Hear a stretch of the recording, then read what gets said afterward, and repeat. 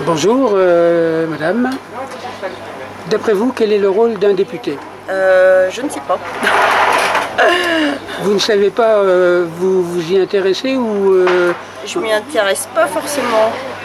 Je pense que c'est lui qui est là pour aussi faire voter les lois au Parlement, mais sinon, à part ça, je ne m'intéresse pas spécialement à la politique. Merci bien. Quelles pourraient être les actions à court terme qui pourraient être envisagées pour résoudre évidemment les problèmes du chômage, mais aussi tous les déficits sociaux et les déficits du budget, mais accessoirement également le déficit de la balance commerciale. Pourquoi ne vous voit-on qu'au moment des élections pour avoir notre voix? On ne vous voit jamais autrement quand il y a des problèmes. Merci.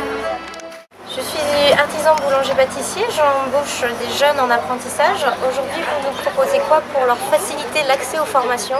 Car il faut bien le comprendre, les formations sont nombreuses, le parcours est compliqué, c'est très difficile pour les jeunes de s'y retrouver et pour les entrepreneurs également. Vous nous proposez quoi? Alors, ce que je voulais demander, c'est par rapport aux jeunes à qui on propose rien du tout, aucun avenir en fait, surtout en zone rurale.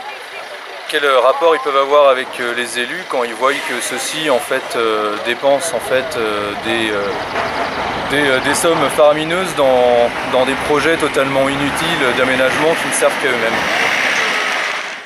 Moi, ma question, ça intéresse l'environnement essentiellement. Tous ces produits qui sont très nuisibles à la santé et notamment aussi qu'est-ce qu'on compte faire pour protéger les abeilles, tous les insectes pollinisateurs. Ça me paraît important pour le devenir de notre société. Donc, quelle est votre proposition à ce sujet? Joël Sieler, maire de Guichen. Je voudrais poser la question de l'emploi, parce que je considère que le développement d'un territoire et d'une commune et d'un pays est d'abord lié à la création et au maintien des emplois sur place. Donc, je voudrais poser la question aux candidats députés. Quels engagements peuvent-ils prendre pour aider les entreprises, les collectivités à conserver leur emploi et en créer? Voilà la question qui me paraît essentielle. Pour moi, ce qui est important, c'est que le monde reste solidaire au niveau local, régional, mais aussi dans des perspectives d'avenir comme des nouveaux emplois et ce qui permettrait une meilleure solidarité entre voisins, même si la famille est éloignée.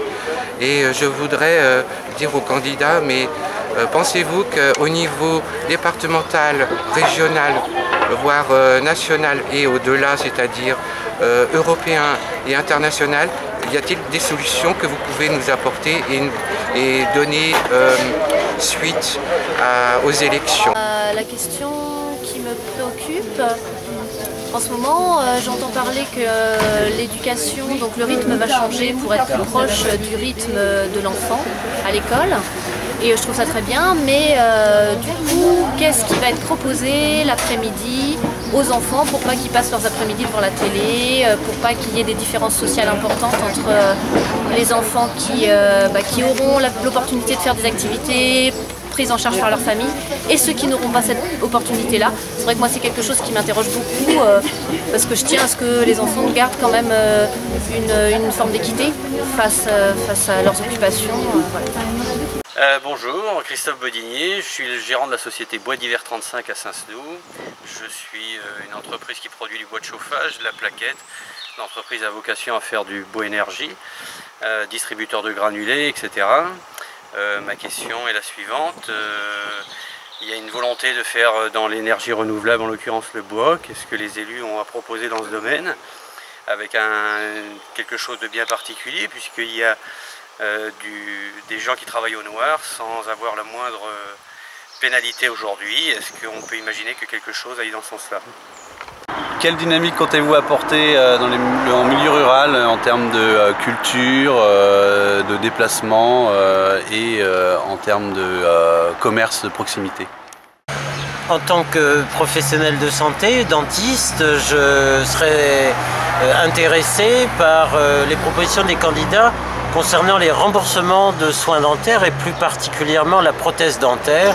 Chacun sait que la nomenclature est un peu vieillotte, que beaucoup d'actes sont déconventionnés et il me semble intéressant d'envisager des modes de remboursement qui soient plus adaptés aux soins réels, au prix des soins réels qui sont coûteux.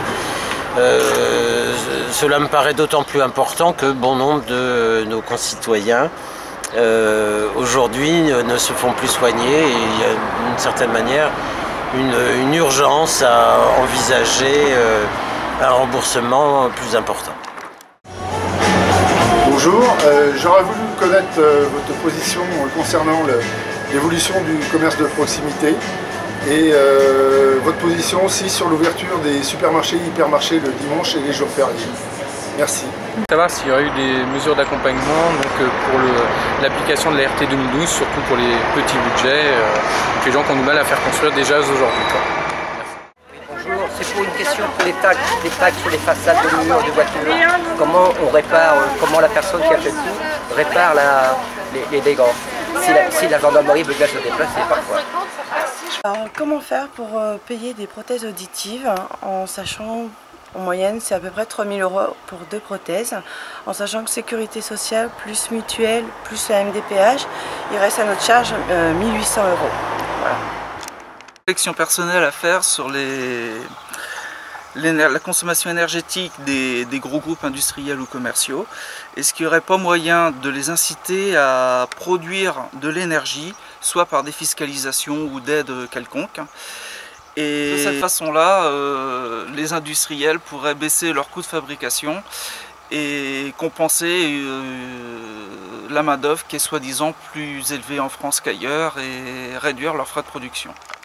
Par rapport au déploiement de l'ADSL sur l'île-et-Vilaine, j'aurais aimé savoir quand et comment allez-vous accélérer les choses pour pouvoir permettre à tout le peuple de l'île-et-Vilaine d'avoir accès à un ADSL à plus de 2 mégas. Les rythmes scolaires, il y a une proposition de loi pour repasser la semaine à 5 jours. Je voudrais savoir s'il sera prévu plutôt de travailler le mercredi ou le samedi, sachant que la plupart des parents travaillent le mercredi et pas le samedi. Donc les enfants seraient obligés d'aller en centre de loisirs le mercredi et de se lever quand même le samedi pour aller à l'école. Sur l'euthanasie, que pensez-vous faire sur l'euthanasie et sur les gens qui ont des problèmes de santé? Je pensais entre autres aux gens qui sont séropositifs, aux gens qui ont des problèmes génétiques, qui ont beaucoup de difficultés avec les souffrances de leur fin de vie. Qu'est-ce que vous pensez des drogues douces concernant l'herbe, les choses comme ça, parce que je trouve que ça peut être aussi un moyen d'atténuer certaines souffrances pour les gens qui sont très fragiles. Et les aider au quotidien aussi par une loi qui permettrait de gérer aussi par le biais des pharmacies ou par une autre formule comme en Hollande ou aux États-Unis, parce que les États-Unis font quelque chose à travers une loi pour aider les gens. Alors j'espère que vous allez faire un petit effort de ce côté-là. Merci.